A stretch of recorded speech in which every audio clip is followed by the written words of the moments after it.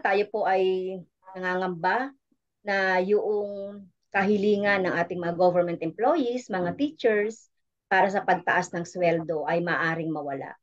Dahil tanong natin sa DBM, sa GCG, may nagaganap ba talagang bidding kaugnay doon sa pag-aaral, doon sa pagpapataas ng sweldo ng mga government employees. Mukhang sa latest na report sa amin ay mukhang wala naman na nagaganap na pag-aaral.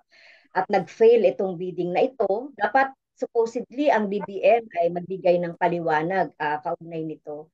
Dapat ang study report ay ay sinabi na sa publiko by October. Pero hanggang ngayon ay wala na. Ay wala pa rin. So mukhang drawing ba ang sinasabi ng DBM na dagdag sahod ng mga government employees by 2024 dahil kung babalikan natin yung amendments ng House of Representatives dito sa 2024 budget ay mukhang ginamit na, no, or ni-reallocate itong 70 billion na sinasabi ng DBM na earmark for salary increase na manggagaling sa MPBF. Okay? So, kailangan magpaliwanag ang DBM at syempre itong budget na dinideliberate ngayon ay tignan natin kung ibinalik ba ito ng Senate.